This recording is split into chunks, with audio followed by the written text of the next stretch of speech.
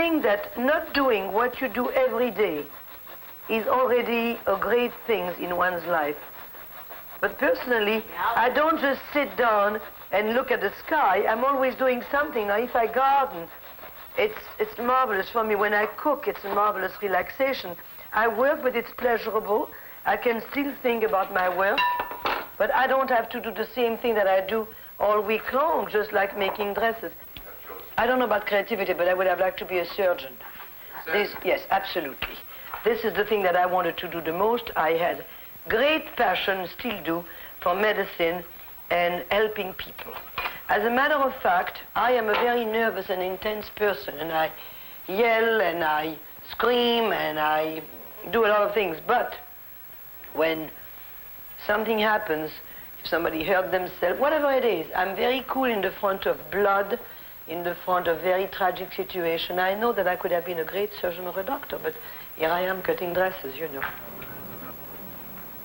Since the house was very old, very, very old, and I couldn't have a high ceiling, I had to have very low furniture.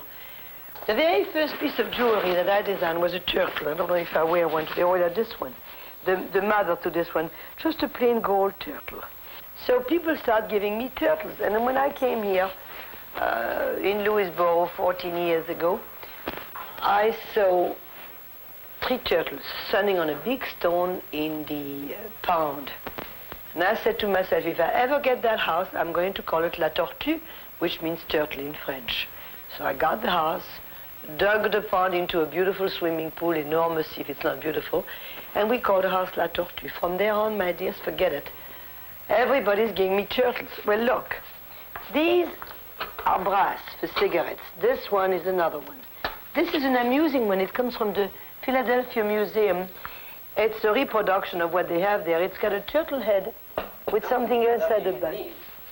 Shall I show you my trompe-l'oeil? I made myself a little painting with all the extra turtle I didn't know where to put. Well, in an old weekend's frame, I just put all those little turtles I didn't know what to do with. You know, people bring me turtles of all kinds. I have here a very, very antique old Chinese button as a turtle. Also, a nutshell, which has no value at all, but it's there.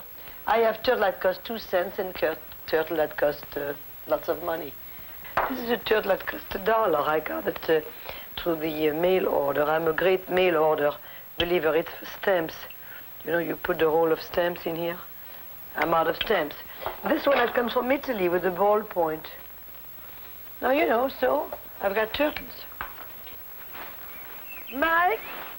I think that the day that I will say that this house is finished or I won't do anything with the garden will not be because it doesn't need moving or changing or improvement or whatever. I think it will mean that I am disinterested in that particular project and therefore I should move on to something else. When I come out at midnight and see what this garden is today and what it was 8, 9 years ago, I am rather pleased with myself. I mean, I don't say that very much, but I am, because good or bad, this is what I've done. I've done it with love. Now it's overgrown, it's got too many weeds, but it was nothing but swamp 10 years ago, so I think that I have accomplished something, and I'm thrilled with it. Did you see the little plums? Come, I'll show you something. What is this? It's a peach tree, no? No. What is it? It's not a fruit tree. Oh, it's a quince. Look. We came to America because in 1936 in Europe, in Paris, there were some disturbances. There was a guy named Hitler in Germany, and maybe we had enough foresight to decide to leave then. So many people didn't have our luck.